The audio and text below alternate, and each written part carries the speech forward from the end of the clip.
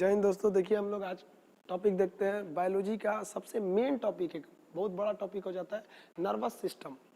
तो स्टार्ट करते हैं सबसे पहले सिस्टम से कि तंत्र किसे कहते हैं। सिस्टम जब कई चीज़ें आपस में जुड़ी रहती है ना, और अगर किसी एक को भी हटा दें तो उसका परफॉर्मेंस खराब हो जाए तो उसे सिस्टम कहते हैं।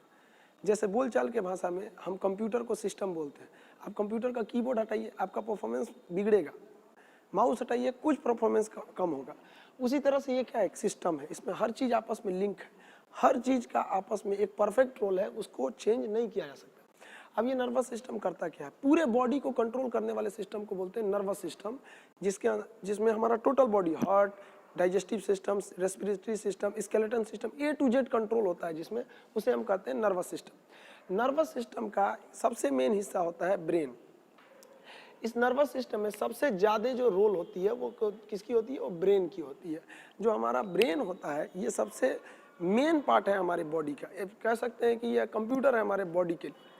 अब ये जब इतना मेन पार्ट है हमारे बॉडी का, तो ज़रूरी भी है कि इसको सेफ्टी देना ज़रूरी है। तो ये जो ब्रेन है ये क्रेनियम नाम की एक हड्डी में बंद रहती है, कपाल में, क्रेनियम बोलते हैं उस हड्डी को। तो ब्रेन को जो सपोर्ट देता है, यानी ब्रेन को जो रक्षा देता है, ब्रेन की रक्षा, वो क्रेनियम नाम की एक हड्डी में होती है। ये 8 हड्डियों का एक ग्रुप है, 8 बोन्स का एक ग्रुप है जो क्रेनियम नाम की हड्डी बनाता है, जिसके अंदर जो ज्वाइंट पाए जाते हैं वो फाइब्रस ज्वाइंट होते हैं। फाइब्रस ज्वाइंट होते हैं जो बहुत ही मजबूत होते हैं, जिसे हम कहते हैं रेशेदार जोड़। ब्रेन का जो जोड़ होता है वो रेशेदार जोड़ के नाम से जाना जाता है, वो बहुत ही मजबूत होता है यह ब्रेन का जोड़। क्रेनियम इसको हड्डी को मजबूती दे दिया। अब जो ये मजबूती दिया क्रेनियम नाम की हड्डी, तब इसके अंदर हमारा ब्रेन आ जाएगा। तो ब्रेन को एक पतली झिल्ली भी सपोर्ट देती है ताकि ब्रेन उस हड्डी से डायरेक्ट टच ना कर जाए, क्योंकि डायरेक्ट टच करेगा तो फिर ब्रेन में इन्फेक्शन हो सकता है। तो वो एक पतली झिल्ली होती है जो ब्रेन को रोक के रखती है। उस झिल्ली को बोलते हैं मेनिनजॉइट। मेनिनजॉइट। अब ये प्लास्टिक के समान होती है। हमारा ये बाल हो गया, बाल के अंदर ये हड्डी हो गई क्रेनियम, ये तो चमड़ा हो गया, इसके अंदर क्रेनियम। क्रेनियम के अंदर अब मेनिनजॉइट नाम की एक थैली होगी। उस थैली में हमारा ब्रेन होगा, जिसका वजन होता है 1350 ग्राम से लेकर 1400 ग्राम के बीच में इसका वजन होता है। अब कभी हमको चोट लगा तो वो क्रेनियम उस चोट को बर्दाश्त कर लेता है। बट कभी कभी क्या होता है, चोट ज़्यादा लगा तो क्रेनियम को पार करके वो पहुंच जाता है अंदर। अब वहाँ फिर एक ब्रेन को सेफ्टी देने के लिए एक झिल्ली है जिसे बोलते हैं मेनिनजॉइट। अगर मेनिनजॉइट डिस्टर्ब हो गया, उसको अगर क्षति पहुंच गई, तो फिर आपको एक बीमारी होगी जिसे बोलते हैं मेनिनजाइटिस नाम की बीमारी, जो आप डिजीज नाम के चैप्टर में पढ़ेंगे, ब्रेन नाम के चैप्टर में नहीं। उसके बारे में हम ज़्यादा फोकस डिजीज नाम के चैप्टर में करेंगे। तो ये हो गया आपका मेनिनजॉइट नाम का चैप्टर। अब हम मेनिनजॉइट नाम का चैप्टर नहीं, मेनिनजॉइट नाम की झिल्ली एक पतली परत हो गई। अब आगे देखते हैं हम इसको, मेनिनजॉइट की बात करें। अब देखिए, देखते हैं ब्रेन बना किस चीज का होता है। तो ब्रेन जो बना होता है तंत्रिका कोशिका का, तंत्रिका कोशिका का बना होता है। कोशिका, इस कोशिका को हम न्यूरॉन सेल कहते हैं, न्यूरॉन कोशिका भी कहते हैं। ब्रेन बना होता है हमारे तंत्रिका कोशिका या न्यूरॉन कोशिका। ये शरीर की सबसे बड़ी कोशिका होती है, हमारे बॉडी की सबसे बड़ी कोशिका है। इस कोशिका की एक खराबी क्या है, इसमें कोई भी सेल डिवीजन यानी पुनर्निर्माण यानी कोशिका विभाजन नहीं हो सकता है। इसका मतलब ये हुआ कि अगर हमारा ब्रेन जो है वो बना है तंत्रिका कोशिका यानी न्यूरॉन सेल का, और उसमें कोई भी रिकंस्ट्रक्शन का काम नहीं हो सकता। इसका मतलब अगर ब्रेन पे चोट लगा तो फिर वो ठीक नहीं होगा। इसीलिए पुलिस कहती है कि शरीर का कोई अंग सेफ्टी रहे ना रहे, बाइक चलाओ तो बाबू हेलमेट जरूर पहन, क्योंकि इसके ये बना हुआ है न्यूरॉन सेल का। और न्यूरॉन सेल के अंदर सेंट्रोसोम नहीं पाया जाता है, और ये सेंट्रोसोम ही होता है जो रिकंस्ट्रक्शन करके हमारे शरीर को फिर से ठीक कर देता है। ब्रेन में सेंट्रोसोम नहीं होता है, जिस वजह से ब्रेन के अंदर कोशिका विभाजन नहीं होती है। इस वजह से ब्रेन में अगर चोट लगी तो ज़्यादा संभावना, बचने की संभावना लगभग ना के बराबर हो जाती है। Neuron cell. अब एक चीज़ और हम जानते हैं कि सेंट्रोसोम अगर सेल डिवीजन यानी कोशिका विभाजन बहुत ज़्यादा कर देता है तो उसी को हम कैंसर कहते हैं। ये सेंट्रोसोम हमारे ब्रेन में होता ही नहीं है। इसका मतलब ब्रेन में कोई भी कोशिका विभाजन, सेल डिवीजन होती नहीं है। और जब सेल डिवीजन नहीं होती है तो बहुत ज़्यादा सेल डिवीजन की बात ही नहीं आती है। तो फिर कैंसर कैसे होगा? बावजूद इसके ब्रेन में कैंसर हो जाता है। एक जगह हम बोल रहे हैं कि ब्रेन बना है तंत्रिका कोशिका का, जिसे कहते हैं न्यूरॉन सेल, जिसमें कोई भी कोशिका विभाजन नहीं होता है क्योंकि उसमें सेंट्रोसोम नहीं होता है। फिर कैंसर क्यों हो जाता है? तो इसका प्रॉब्लम क्या है समझिए। ब्रेन का 90% भाग जो होता है वो न्यूरॉन सेल का बना होता है, यानी तंत्रिका सेल का, जिसमें सेंट्रोसोम नहीं होता है और जिसमें कोशिका विभाजन नहीं होती है, और वो कैंसर नहीं हो सकता है। लेकिन ब्रेन का कुछ भाग, लगभग 10% भाग न्यूरॉन गिलियल सेल का बना होता है। वो न्यूरॉन गिलियल सेल में सेंट्रोसोम पाए जाते हैं और वो सेंट्रोसोम की वजह से कोशिका विभाजन हो जाती है, और वो जब कंट्रोल के बाहर होता है तो ब्रेन में कैंसर हो जाता है। ब्रेन कैंसर का पहला स्टेज ट्यूमर कहा जाता है। बट ब्रेन इतना नाजुक होता है कि वो ट्यूमर में ही व्यक्ति की जान ले लेता है, ब्रेन कैंसर होने की नौबत ही नहीं आने देता है। स्टार्टिंग स्टेज में ही ब्रेन ट्यूमर में जान ले लेता है। तो सबसे बड़ी कोशिका हो गई न्यूरॉन सेल, यानी तंत्रिका कोशिका। आप फिगर देख सकते हैं न्यूरॉन सेल का ऐसे। न्यूरॉन सेल की जो लंबाई होती है उसे हम कहते हैं साइनेप्स। न्यूरॉन सेल की लंबाई को हम कहते हैं साइनेप्स। ये न्यूरॉन सेल की लंबाई होगी। बट अगर आप न्यूरॉन सेल का लास्ट हिस्सा देखेंगे तो उसका जो सिरा होता है, जहां वो जुड़ा होता है, उसे हम कहते हैं एक्सॉन। एक्सॉन के नाम से जानते हैं, वो जो साइड में होता है। अब ब्रेन में एक एक्सॉन दूसरे एक्सॉन से जुड़ा नहीं रहता है, डायरेक्टली अटैच में नहीं रहता है, वो हल्का गैप बना के रखता है दोनों के बीच में। अब ये हल्का गैप है, अब ब्रेन में सिग्नल जाएगा कैसे? जब दो न्यूरॉन के बीच में, अगर आप फिगर देख रहे हैं तो न्यूरॉन का लास्ट एरिया जो होता है उसको हम कहते हैं एक्सॉन। अब एक एक्सॉन दूसरे एक्सॉन से करेक्ट डायरेक्टली अटैच में नहीं है, हल्का बीच में खाली जगह है। अब कोई मैसेज जाएगा कैसे उस खाली जगह में? तो उस मैसेज को ले जाता है सोडियम, Na जिसका नाम होता है सोडियम। सोडियम अगर हमारे बॉडी में कम हो गया तो बॉडी में सिग्नल नहीं जाएगा। अब कभी कभी जब हमें गर्मी लगती है तो पसीना बहुत ज़्यादा आता है। पसीना ज़्यादा आने की वजह से पसीना के साथ साथ हमारे बॉडी का सोडियम भी निकल जाता है। अब जब सोडियम निकल गया तो ब्रेन के अंदर जो सोडियम था, जो सिग्नल ले जा रहा था, उसी की में सोडियम ही कम हो गया, तो हमारा ब्रेन अच्छा से काम नहीं करता है। और अगर ज़्यादा सोडियम निकल गया तो फिर चक्कर आने लगेगा, आदमी बेहोश होकर गिर भी सकता है। तो उसको डबल प्रॉब्लम हो गया, उसको ताकत भी चाहिए और फिर सोडियम भी चाहिए। तो ताकत कैसे देगा आदमी? उसको चीनी पानी देगा तो ग्लूकोज हो गया, उसमें 1 चम्मच नमक भी डाल देता है क्योंकि नमक NaCl का बना होता है। तो ताकत भी मिल गया और उसे सोडियम भी मिल गया और फिर से वो चलने लगता है। इसको बोलते हैं डिहाइड्रेशन, जल की कमी। डिहाइड्रेशन में जल भी कम हो जाता है और सोडियम भी दे दिया जाता है ताकि उसका ब्रेन जो वो अच्छे से वर्क कर सके। तो ये साइनेप्स हो गया, सोडियम के भाग हो गए यहाँ पे। अब आगे हम देखते हैं ब्रेन कैंसर, देख लिए कैसे कैसे होता है। एक्चुअली ब्रेन में अगर केवल नर्वस तंत्रिका कोशिका होता, न्यूरॉन होता तो कैंसर नहीं होता। ब्रेन में कोई भी सेल डिवीजन नहीं हो सकती, वो पुनर्निर्माण नहीं कर सकता है। सबसे ज़्यादा पुनर्निर्माण हमारा लीवर कर सकता है। लीवर को हम हिंदी में यकृत कहते हैं, उर्दू में हम इसे जिगर कहते हैं। अगर कोई लीवर में चाकू भी मार दे, निकाल देंगे, वो आराम से अपने खुद से ही वो अपने कोशिकाओं को स्वतः ठीक कर सकता है क्योंकि उसमें रीजनरेशन, रिकंस्ट्रक्शन की सबसे ज़्यादा पावर होती है। अब हम आते हैं मेन टॉपिक ब्रेन पर। पार्ट्स ऑफ ब्रेन, जिससे हमेशा क्वेश्चन अक्सर पूछा करते हैं, पार्ट्स ऑफ ब्रेन, ब्रेन के कितने पार्ट्स होते हैं? चलिए देखते हैं। देखिए हम लोग देखते हैं पार्ट्स ऑफ ब्रेन के बारे में। पार्ट्स ऑफ ब्रेन को हम लोग देखते हैं अच्छे से। तो ब्रेन के ना बेसिकली 3 पार्ट होते हैं। एक होता है अग्र मस्तिष्क, जो मेन फ्रंटियल पार्ट होता है, बाहर का होता है अग्र मस्तिष्क। एक होता है मध्य मस्तिष्क, ये बीच का होता है। अंदर जब ब्रेन को खोद के अंदर जाएंगे तब उसमें मिलेगा मध्य मस्तिष्क। और पश्च मस्तिष्क एकदम पीछे होता है, जो हमारे गर्दन के साइड में चला आता है, यहाँ पे पश्च मस्तिष्क उसको बोलते हैं। तो ब्रेन के 3 पार्ट्स हो गए।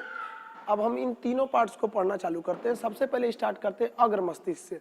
तो जो अग्र मस्तिष्क है, हम इसी को 3 भाग में बांट देते हैं। पहला जो होता है उसे कहते हैं सेरिब्रम। अग्र मस्तिष्क का पहला भाग सेरिब्रम, दूसरा थैलेमस, तीसरा हाइपोथैलेमस। अभी हम पहला स्टार्ट करते हैं सेरिब्रम से। सेरिब्रम हमारे ब्रेन का सबसे बड़ा हिस्सा है। 66% ऑफ ब्रेन अकेले सेरिब्रम ले लेता है। इसे हम प्रमस्तिष्क कहते हैं, प्रमस्तिष्क के नाम से जानते हैं। यह हमारे ब्रेन का सबसे महत्वपूर्ण भाग है। हमें हमारे मेमोरी पावर, हमारी याददाश्त क्षमता, जिज्ञासा, नई नई चीज़ों को सीखने की क्षमता, ये सारा चीज़ डिपेंड करता है सेरिब्रम पर। अगर जिसका सेरिब्रम तेज है उसमें जिज्ञासा ज़्यादा रहेगी, ये भी कर ले, वो भी कर ले, कई तरह के काम करना चाहेगा। वो कोई भी चीज़ को जल्दी भूलेगा नहीं। अगर उसका सेरिब्रम तेज है तो उसका मेमोरी पावर एकदम तेज होता है। ये मेमोरी पावर पे ही डिपेंड करता है। सारा मेमोरी पावर आपका सेरिब्रम पर डिपेंड करता है। अगर सेरिब्रम कमज़ोर तो फिर आपका याददाश्त भी कमज़ोर। अब कुछ कुछ लोगों का सेरिब्रम बहुत तेज होता है, तुरंत पढ़ते हैं याद हो जाता है। और कुछ लोगों का सेरिब्रम तो एकदम गया गुजरा रहता है। किसी को देखेंगे तो कहेंगे ओहो, लगता है हम आपको कहीं देखे हैं, शायद आप पापा हैं। इस तरह से वो लोग हो जाते हैं, उनका तो सेरिब्रम पूरा ही खत्म है एक तरह से कहिए तो सेरिब्रम ये मेन हिस्सा हो जाता है। अब हम आते हैं थैलेमस पे। सेरिब्रम के बाद अगला पार्ट होता है थैलेमस। देखिए दोनों आपस में नाम मिल रहे हैं ना, तो काम भी हल्का हल्का मैच करता है। थैलेमस जो होता है ना, बाहरी वातावरण का आभास कराता है, बाहर एटमॉस्फेयर में क्या है उसकी जानकारी देता है हमको थैलेमस। यानी अगर बाहर ठंड है तो हमको थैलेमस बताएगा, बाहर गर्मी पड़ रहा है हमको थैलेमस बताएगा, कोई बाहर से पीट रहा है हमको थैलेमस बताएगा, अगर कोई पीछे से ऐसे पिन चुबा दिया तो ऐसे आदमी चौंक जाता है, थैलेमस बताया है। बाहर गर्मी बहुत पड़ रही है, बॉडी को बताता है कि बहुत गर्मी है पड़ रही है, कौन बताता है? थैलेमस। ठंड पड़ती है, थैलेमस। यानी बाहरी वातावरण का जानकारी कराता है थैलेमस। अगर कोई शराब पी लिया है तो उसका थैलेमस अच्छे से काम नहीं करता है, इसलिए शराबी को कितना भी पीटिए उसको दर्द नहीं करता है, सुबह में दर्द करेगा। जब थैलेमस काम करना चालू करेगा तब तो पूछेगा सेरिब्रम से कौन पीटा था रात में, याददाश्त रहेगा तो बताएगा कौन ठीक है कौन पीटा उसका। तो थैलेमस हो गया ये बाहरी वातावरण का। अब हम आते हैं हाइपोथैलेमस में। ये भी टेम्परेचर को कंट्रोल करता है, बट बॉडी के अंदर के टेम्परेचर को। अगर बॉडी के टेम्परेचर अंदर ज्यादा है तो पसीना के रास्ते छोड़ देगा, और अगर टेम्परेचर बॉडी के अंदर का कम है तो पसीना निकालेगा ही। और जबकि थैलेमस क्या कर रहा था, बाहर टेम्परेचर ज्यादा है या कम है उसकी जानकारी दे रहा था, और हाइपोथैलेमस अंदर टेम्परेचर ज्यादा है या नहीं ये उसकी जानकारी देता है।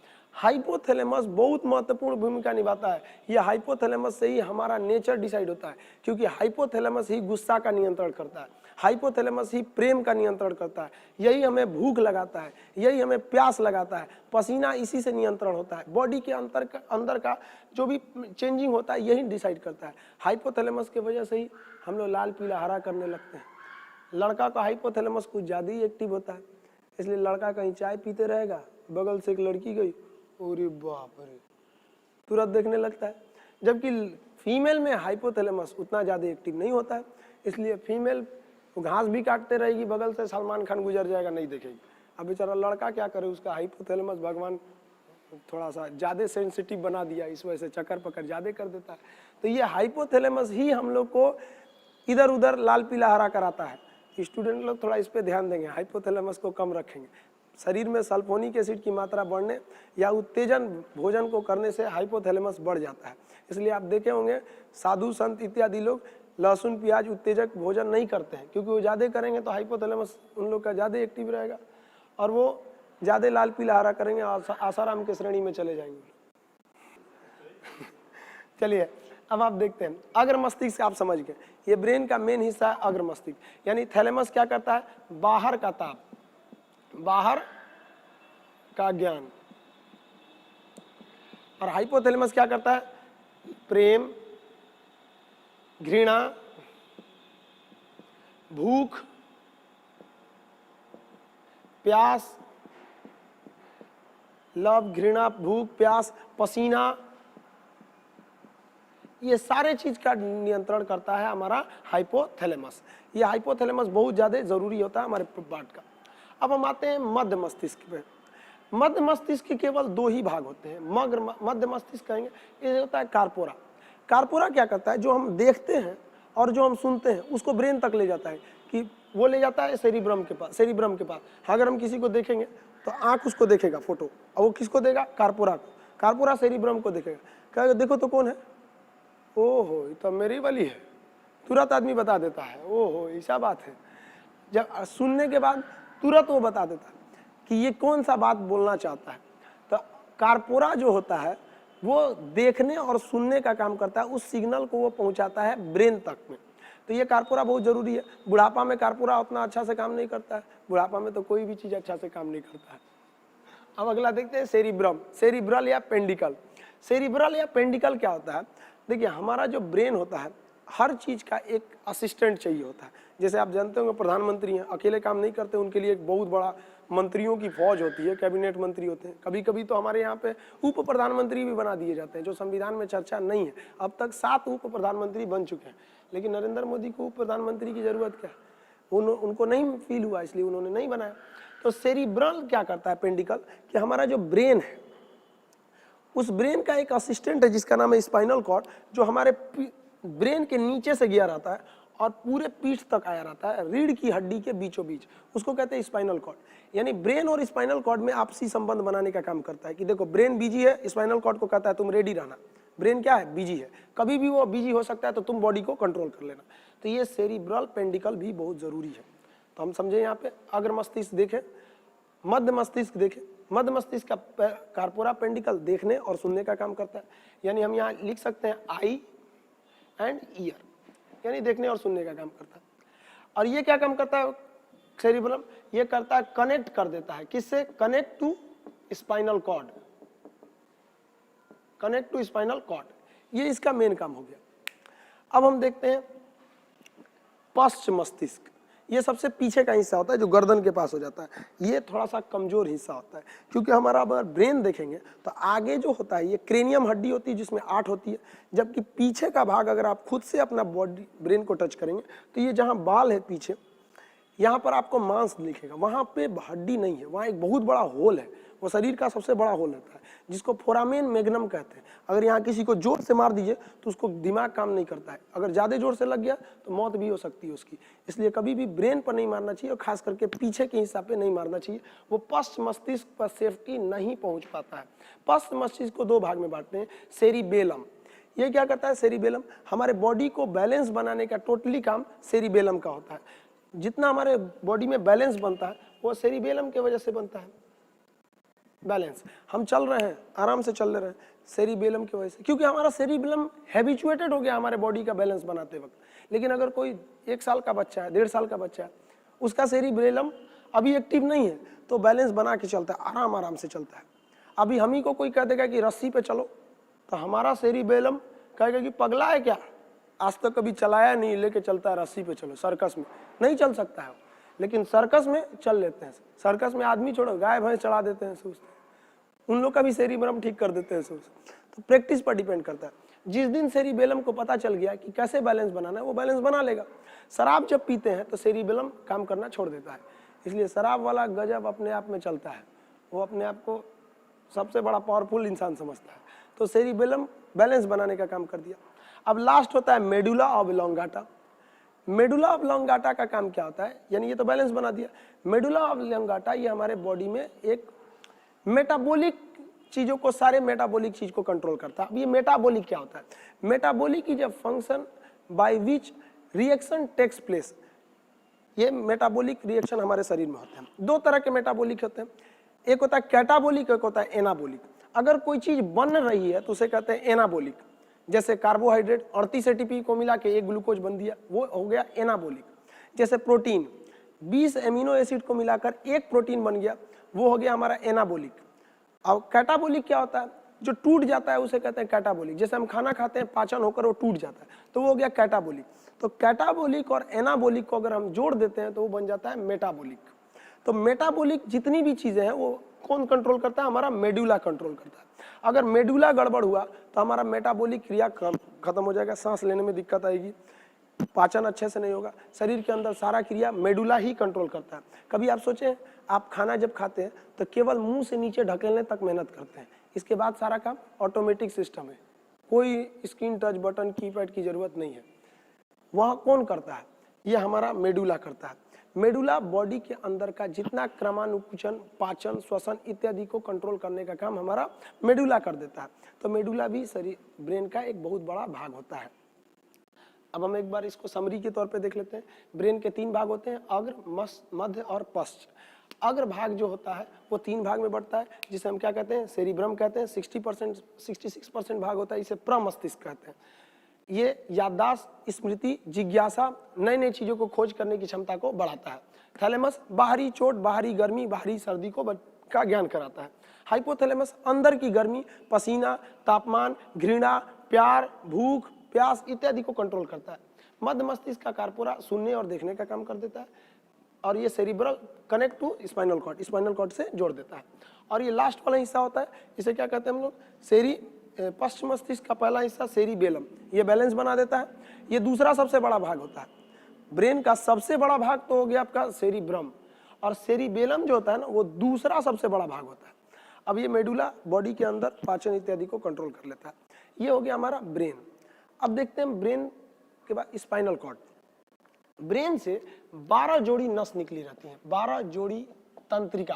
तंत्रिका मतलब क्या होता है, नस, नसें निकली रहती हैं, 12 जोड़ी तंत्रिका, तंत्रिका निकल गई है 12 जोड़ी। ये हो गया हमारा ब्रेन। अब हम बात करते हैं सेकंड ब्रेन की। सेकंड ब्रेन हम किसे कहते हैं, स्पाइनल कॉर्ड को। हमारे शरीर का पिछला जो स्पाइनल कॉर्ड है इसे हम क्या कहते हैं, सेकंड ब्रेन। अब बात करते हैं सेकंड ब्रेन। ये ब्रेन से ही निकला होता है और पिछला हिस्सा होता है, नीचे तक आ जाता है रीढ़ की हड्डियों के बीच से। आप फिगर में उसको देख सकते हैं, सेकंड ब्रेन यानी स्पाइनल कॉर्ड को। चलिए देखते हैं अब स्पाइनल कॉर्ड के बारे में। स्पाइनल कॉर्ड को हिंदी में हम बोलते हैं मेरू रज्जु। ये ब्रेन का सेकंड भाग होता है, इसलिए इसको ब्रेन सेकंड ब्रेन कहते हैं, क्योंकि जब भी कभी ब्रेन बिजी रहता है तो सारी जिम्मेदारियां वो सेकंड ब्रेन यानी स्पाइनल कॉर्ड मेरू रज्जु को दे देता है। अब ये ब्रेन को तो सेफ्टी देने का काम कौन कर रहा था, क्रेनियम नामक हड्डी।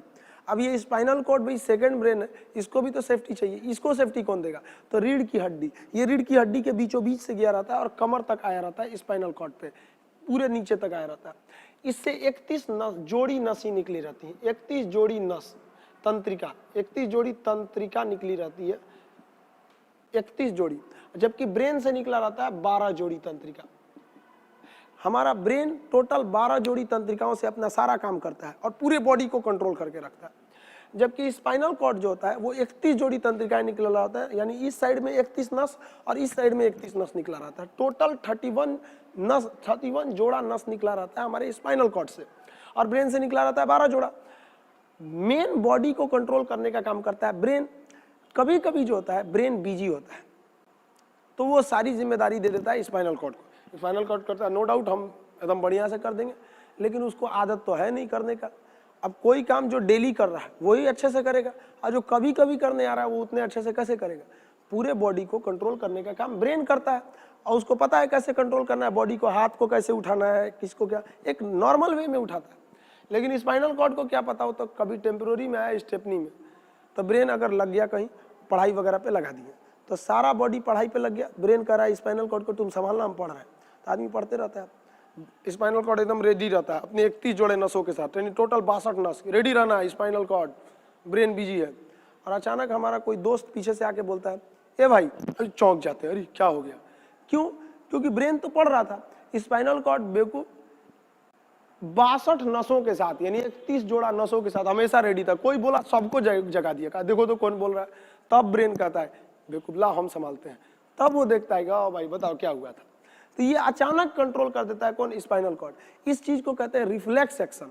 अचानक जो रिएक्शन होता है उसे कहते हैं reflex action. Total reflex action को कंट्रोल करने का काम जो करता है वो स्पाइनल कॉर्ड करता है, रिफ्लेक्स एक्शन। रिफ्लेक्स एक्शन, इसको हम कहते हैं अनुवर्ती क्रिया। रिफ्लेक्स एक्शन या अनुवर्ती क्रिया, जैसे पलक का झपकना स्पाइनल कॉर्ड देखता है, छींक का आना स्पाइनल कॉर्ड देखता है, खांसी आना स्पाइनल कॉर्ड देखना।